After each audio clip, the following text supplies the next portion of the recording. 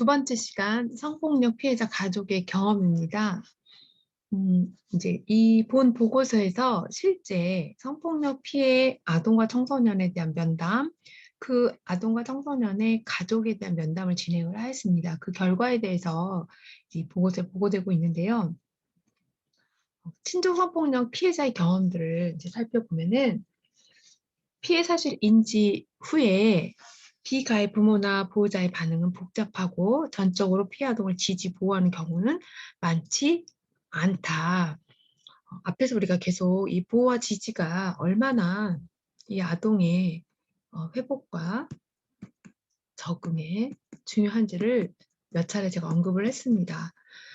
그런데 이 실제 면담에 참여했던 아이들이 경험했던 비가해 가족 또는 부모가 자신을 지지하고 보호하는 경우가 그리 많지 않았다라는 점. 그리고 비가해 보호자가 지지적인 경우에도 보호자가 피해 아동을 보호하고 적절한 도움을 제공하는 것이 쉽지 않은 것으로 나타났다고 합니다. 그러니까 그 폭로를 하는 것들에 대해서 지지하더라도 어머니 당사자가 보호자 당사자가 이 아이를 도움을 주거나 직접적으로 보호하는 역할을 하는 것은 쉽지 않다라고 나왔다라는 것이고요. 그리고 성폭력이 일어나는 가족의 경우 성폭력 외에도 가족 내 다양한 문제가 축적되어 있는 경우가 많기 때문에 피해자 지원에 있어서도 아동의 안전과 회복을 위해서 가족 단위의 위험 사정과 개입이 필요함을 제시하고 있다.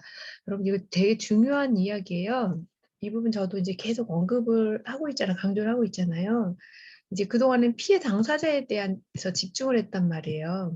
근데 이제는 이 피해자를 궁극적으로 도우려면 이 피해자의 안전과 회복을 도우려면 가족 단위로 개입을 해야 된다. 이 가족 단위의 사정과 개입이 중요하다. 그 얘기 또 나오고 있습니다. 가족과 분리된 피해 아동의 경우 자립이나 경제적 독립은 아동의 몫으로 또 미성년자로서 생활 전반에 대한 보호와 독립을 준비하기에는 여러 가지 어려움이 있다는 거. 그래서 이제 제가 상담했던 케이스도 즉각적인 분리를 해요. 경찰에 데리고 와서 아이를 시설로 데려가 버려요. 처음에 쉼터, 그리고 이제 아이랑 상담 과정에서 아이가 원하는 이제 그 시설, 생활 시설이 되겠죠? 그러면 이제 이 어머니는 그 보호자는 실제로 이 아이를 지지하든 안 하든 제가 이제 면담했던 이 어머니 입장이에요. 자기도 처음 당한 일이기 때문에 이 사실을 받아들이기까지 시간도 필요하고 감정을 처리하는 프로세스 과정도 필요한데 그런 모든 여하를 불문하고 일단 아이부터 떨어뜨려 놔 버리니까 자신이 그 감정을 추스리는데 더 힘들더라. 당사자인 아이에게 직접적으로 듣고 싶고 아이로 하여금 이 상황에 대한 이야기들을 같이 풀어가고 싶은데 아이를 자기 눈에서 분리조치시켜 버리니까 이 얘기는 뭔 얘기냐면 이 사례 같은 경우는 실제 아이가 자기 발로 가서 신고를 했단 말이에요.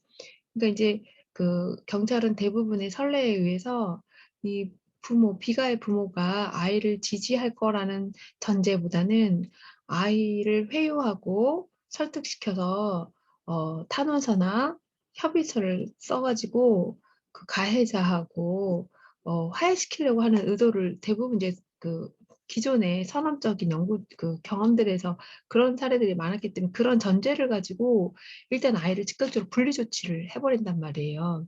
그래서 분리 조치가 됐을 때 이 어머니가 당황하는 거죠. 자기도 이 사건에 대해서 굉장히 충격적인데 당황스러운데 가해자 당사자도 자기 눈에서 이미 경찰에서 데리고 왔기 때문에 또 피해자인 자녀도 데려가 버렸기 때문에 자기 감정을 그 컨트롤할 수 있는 당사자들이 일단 당장 눈에 없는 거예요.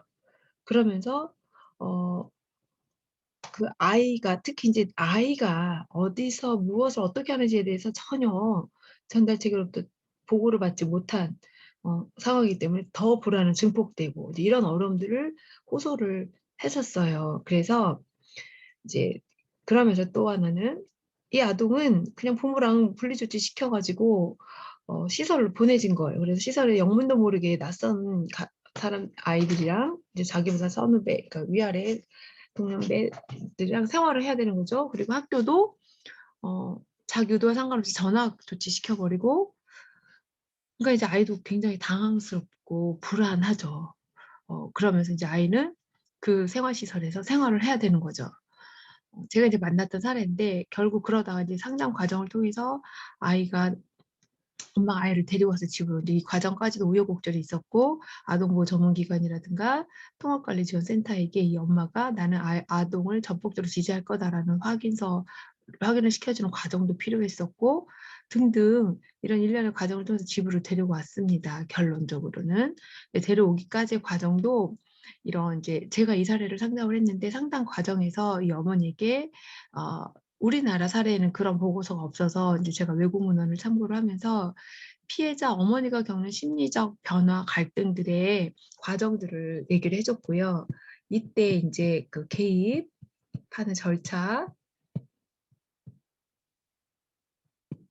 심리 변화 과정에 대한 설명, 개입 절차들 그리고 인제 참 제가 지금 혼자 일방적으로 화면을 보고 설명하려니까 단어들을 까먹었는데 아무튼 이런 것들을 제가 선행 연구들을 외국 문헌을 통해서 쭉 상담을 해 드렸어요. 그러니까 이제 본인도 이런 이야기들을 전달 체계로부터 전달 체계 또 지원 체계로부터 들은 적이 없는 거예요. 그 이제 사설 상담원에게 이런 얘기를 들으면서 하나하나 인제 자기가 정말 이 먼저 경험하신 분들이 연구 결과에서 드러난 심리 적 변화 과정을 한 단계 한 단계 이제 밟아 나가고 있는 거죠. 그러면서 이제 자기가 심리적 안정이 찾아오면서 아이를 찾아와야 되는 이유들과 또 아이를 찾아왔을 때 자기가 어 안정된 보호자 역할을 감당할 수 있다라는 것과 이런 작업들을 단계 단계별로 진행을 하면서 아이를 데리고 옵니다. 근데 이례적으로 이렇게 아이를 데리고 오기가 쉽지 않아요. 그래서 인제 결국은 지금은 어 아이와 함께 잘 독립해서 지내고 있어요. 근데 이때 이 어머니가 나중에 하신 얘기가 이런 사설 상담원과 저가 상담을 하지 않았다라고 한다면 자기는 아동보호 전문기관은 아동 학대나 아동 폭력 성폭력을 다루는 기관이죠. 아동 보호 전문기관과 또 통합 지원센터, 해바라기 센터라든가 이런 그 성폭력 관련한 내에서 하라는 대로 했다라고 한다면 자기는 아이는 여전히 시설에 살 것 같고 자기는 아직도 적응하지 못하고 계속 힘든 상황에 있을 거라고 얘기를 하셔요. 그리고 또 한 사례는 똑같이 이렇게 지내고 계신 분이 계셔요. 제가 또 상담했던 사례는 이때 적절하게 도움을 줄 수 있는 지지자가 없어서 그냥 여기서 시킨 대로 한 거예요. 그래서 아이는 시설로 보내져 버렸고 또 여기서 이 어머니가 보호자로서의 능력이 없다고 생각해서 피 피해 자녀들도 다 시설로 보내 버렸어요. 그래서 가족이 다 뿔뿔이 흩어져 버렸어요. 그리고 지금 그렇게 산 채로 거의 십수년을 살고 있어요. 자, 그래서 얼마나 이 전문적 개입이 중요하고 지원 체계, 전달 체계가 중요하고 또 여러분처럼 이런 교육받는 사설 상담자 역할이 또 다른 틈새 전문 영역이라는 걸 우리가 자부심을 가질 필요가 있습니다. 그래서 저도 이제 다른 논문에서 뭐라고 언급을 했냐면 이런 전문 정부 지원 관련한 기관에서는 통상적이고 의례적인 경험에 의해서 접근을 하니까 이런 케이스 바이 케이스에 대한 접근을 놓친다라는 거죠. 이 부분을 이제 제가 다른 연구 발표에서 언급을 했는데 이 부분 때문에라도 여러분 이런 교육이 필요합니다. 법적 개입 외에 친족 성폭력 가해자에 대한 개입을 찾기는 인제 어렵다. 그리고 지금 그 얘기하는 거예요. 저가 인제 사설 상담원이 개입을 도와줬잖아요. 근데 이러한 정부 지원 관련한 전달 체계에서는 이런 인제 개입들이 어렵다라는 거고 많은 연구 참여 피해 아동과 가족들이 가해자의 출소 후 보복에 대한 강한 두려움을 갖고 있다. 이 가해자 부분도 인제 그 우리 신경숙 교수님인가 배우셨겠지만 이제 그 저기 계시는 동안 어디에요? 법무부 거기 계시는 동안 이제 가해자 상담도 받고 계시는데 그거 외에는 가해자를 개입할 수 있는 프로그램들이 없어요. 그리고 이 가해자들을 모집한다는 거, 대상자 선정한다는 것도 어렵고. 그래서 이제 제가 상담했던 사례들도 대부분 가해자들이 지금 현재 형을 살고 있는데 출소 이후에 본인들을 찾아올 것에 대한 두려움에 굉장히 시달려요. 그래서 그 두려움 정도가 우리가 생각하는 것 그 이상입니다. 그래서 잠에 자다가도 벌떡벌떡 일어난다거나 길을 가다가 남편 형상 또 그 가해자 형사가 비슷한 사람만 봐도 심장이 멈춘다든가 막 이런 일상생활에서 적응이 어려울 정도로 가해자에 대한 그 출소 이후에 보복의 두려움을 아주 강하게 가지고 있습니다. 이제 비친족 성폭력 피해자의 경험인데요. 가족 측면에서 보면 비교적 아동이 가족으로부터 분리되는 비율이 낮고 또 가족과 함께 지내는 경우가 많다. 그러니까 친족은 즉각적인 분리예요. 왜냐하면 가해자가 가족이니까. 근데 이제 비친족은 집에서 인제 있는 경우가 많다는 거고 친족 성폭력에 비해서 가족이 피해 아동을 보호하고 지지하는 경우가 많았지만 여전히 피해 아동에게 적절한 지지와 도움을 제공하지 못하는 경우도 많이 있다. 자신의 자녀가 피해자라는 사실을 받아들이기까지가 많이 어려우신 거죠. 피해 아동의 가족들은 상담과 치료에 대한 욕구를 보였고 또 피해 아동의 보호자 및 형제 자매는 피해 후유증을 경험해서 상담과 치료가 필요한 것으로 이렇게 나타났다. 아 라는 부분. 이 비가해의 가족 또 보호자에 대한 가족의 개입 얘기하고 있죠. 가해자 보복에 대한 두려움 또 나옵니다. 지역사회에서 사건의 노출과 낙인 및 비난으로 이사를 가기를 원하는 경우가 많았고 비용상의 문제로 이사를 가기 힘든 문제와 가족이 함께 거주할 수 있는 쉼터의 부족으로 어려움을 겪는 경우가 많다. 그래서 이제 그 다른 연구 문헌들 보면은 대부분 삶의 터전을 이전합니다. 그래서 새로운 적응이라는 또 출발 앞에서 또 한 번 시련을 겪는다라고 이 어머니들, 이 가족들이 밝히고 있습니다. 그래서 이제 그런 논문들에서 저도 그렇게 썼지만 이 쉼터나 자립 지원 부분에 있어서 직접적인 생활 지원이 시급하다. 그리고 이들이 특히 이제 주거 안정, 지낼 곳이 적절히 마련돼야 되는데 경제적으로 돈이 없으면 뭐 어디 가서 월세, 전세 살기도 어려운데 이 부분이 제일 중요하다라는 부분도 계속 강조하고 있습니다. 성폭력 피해자 부모들에 대한 현황들을 인제 몇 가지 언급을 하고 있는데요. 부모 당사자도 상담 및 치료 개입이 필요하나 직접적으로 개입을 한 사례들은 많지 않습니다. 이제 최근에는 어 피해자 당사자 부모나 인제 그 가족들이 상담을 받고 치료 도움을 받아야 되겠다는 인식들이 그나마 많이 확산되고 있긴 하나 여전히 자기가 치료 대상이라는 인식 자체도 부재하거나 부족하고 또 직접 참여하는 것도 어렵습니다. 참여하기 어려운 이유 중에 아까 인식 부족이 있기도 하지만 사실상 경제 활동에 참여하기 때문에 여기 세팅에 상담하러 받으러 오기까지가 시간 내기가 어렵다라는 거예요. 제가 상담했던 아까 사례 중에 가족이 뿔뿔이 흩어졌다는 엄마도 그 당시는 잠깐 그러니까 살고 있던 집에서 그런 성폭력 사건이 일어났고 딸이 당사자가 신고했고 당사자도 다른 시설 나머지 그러니까 딸이 넷 이었는데 딸이 각각 다 다른 시설로 보내져 버렸습니다. 이 엄마 혼자 남는 거예요. 혼자 남았는데 이 집도 산산이 붙여지면서 경제적으로도 다 와야 될 집도 없고 그래서 엄마도 어디서 지냈냐면 친구 집에 전전해요. 그러다 이 엄마 말이 이러면서 언젠가는 같이 살 날이 있겠지 했는데 그게 인제 근 십수년, 20년이 돼 간대요.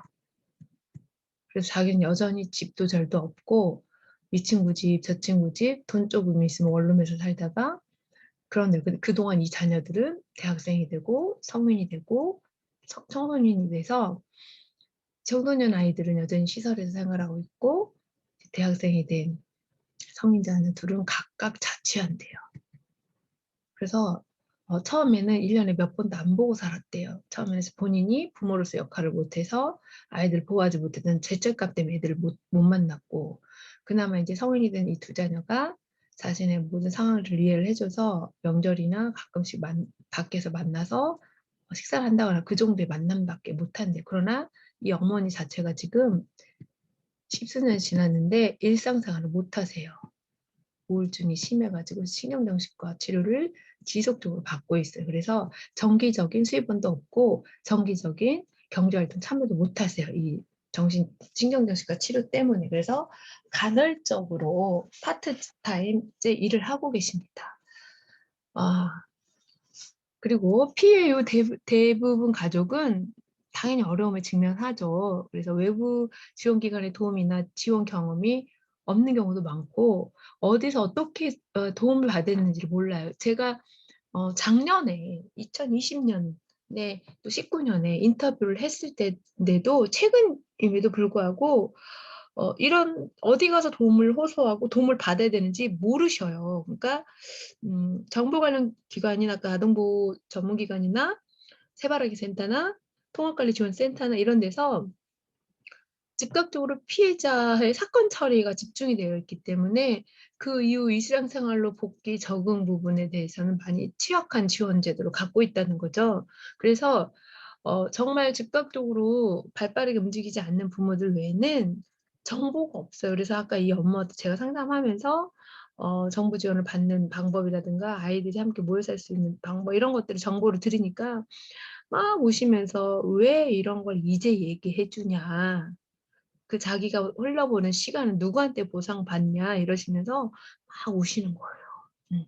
그리고 또 한 사례는 그 엄마는 대학원까지 나오시고 굉장히 본인이 즉각적으로 대처를 하시면서 이런 정보에 대한 부분들이 본인 스스로가 정보를 검색하고 그 취사 선택할 수 있는 능력이 되시기 때문에 아주 발빠르게 대처해서 지금은 피해 자녀도 데리고 가서 친정어머니랑 같이 이제 지금 사건 처리 몇 년이 지났는데 잘 적응하고 있어요.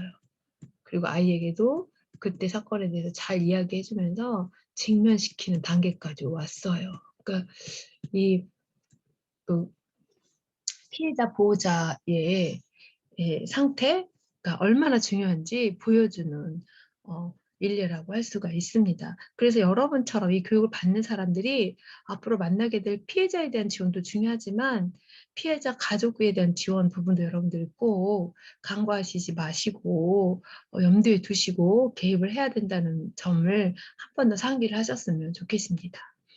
2차 피해 경험인데요. 가해자의 위협 아까 출소 이후에 그 위협에 대한 불안 요인들 또 지역 사회에서 2차 피해로 인한 이사 경험 그러니까 인제 이웃의 그 시선 때문에라도 다 이사를 가셔요 대부분. 그리고 이사도 기존에 자기들이 살고 있는 삶의 터전과 좀 먼 거리로 이사들을 가셔요. 그래서 다시 또 다른 적응을 하면서 살고 있는 거 그러다 보니 경제적으로 다들 어려움을 겪고 있는 부분도 있습니다. 가해자에 대한 신변 위협에 대한 불안과 두려움을 잊고 이에 대한 제도적 장치가 더 강화돼야 된다. 그래서 요즘에는 어 접근 금지 처분을 요청을 하면 몇 미터 이상 접근하지 못하도록 그다음에 개인정보 아이고 개인정보 보호법에 의해서 알려주지 못하도록 되어 있대요. 그런데 또 여기서도 또 사각지대가 있어요. 제가 상담했던 이제 첫 번째 사례 어머니는 자기 남편은 워낙에 그런 정보 탐색력이 있기 때문에 출소 이후에 아무리 막아 놔도 차단시켜도 자기를 어떤 식으로든 찾아올 거라는 걸 자기는 너무 잘 알기 때문에 두렵다는 거죠. 아무리 법적으로 접근 금지 처분을 내리고 개인정보를 유출시키지 않는다 하더라도 남편은 찾아낼 거라는 거예요. 요즘처럼 이렇게 정보 검색이라든가 이런 부분들이 발달한 시대에 그런 쪽으로 능력이 있는 사람 누구나 찾을 수 있는 거 아니냐 이래서 굉장히 불안을 호소하고 계신 분도 있습니다. 인제 우리가 이렇게 이런 그 실태들 현황들을 아는 이유는요. 상담원으로서 직접적인 심리 정서적인 상담을 하기 위해서는 이들이 당면한 경험했던 이들의 경험의 그 사태, 실제를 여러분이 직접적으로 아셔야 된다는 거예요. 알아야 그들을 심리적으로든 정서적으로든 또 물리적으로든 환경적으로든 지원 체계로부터 적절한 도움과 지원을 할 수 있다라는 거예요. 그래서 이 부분이 중요하다는 거 한 번 더 강조를 하면서 계속해서 진행해 봅니다. 외국의 성폭력 피해자 가족 개입에 대한 지원을 미국과 호주 사례 잠깐 보실 건데요. 가족의 초기 대응 및 미국 같은 경우는 가족의 초기 대응 및 역할 지원 관련해서는 공공 및 민간의 여러 기관들이 지역사회와 부모를 대상으로 아동 성폭력의 징후 발견과 초기 대응에 관련한 교육 및 정보를 제공하고 있다. 그래서 미국은 이제 이런 매뉴얼들이 잘 되어 있는 거죠. 가족의 초기 대응 역할 지원에 관련해서 어 이런 매뉴얼들이 마련돼 있다는 거. 그다음에 아동 학대 보호 시스템의 개입은 학대 사건과 관련한 특성 외에 가족 구성원과 가족 환경을 체계적으로 사정하고 사정 결과를 토대로 안전 계획을 세우고 아동과 가족에게 개입할 수 있도록 되게 했다. 대부분 우리나라 이 아동 학대 성폭력과 관련한 지원 시스템은 미국에서 많이 도입을 했습니다.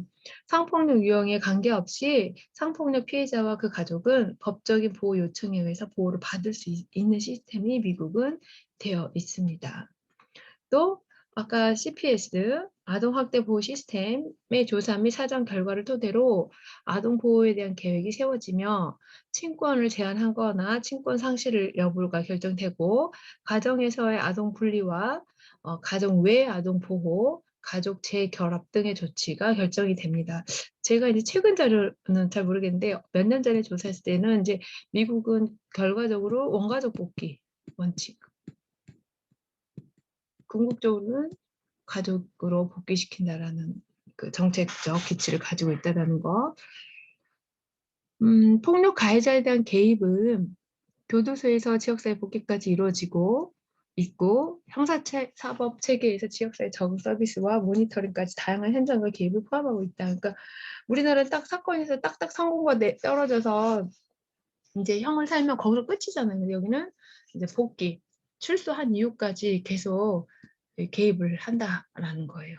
이런 부분들을 우리도 인제 좀 도입해서 우리의 실정에 맞게 체계화시킬 필요가 있겠죠.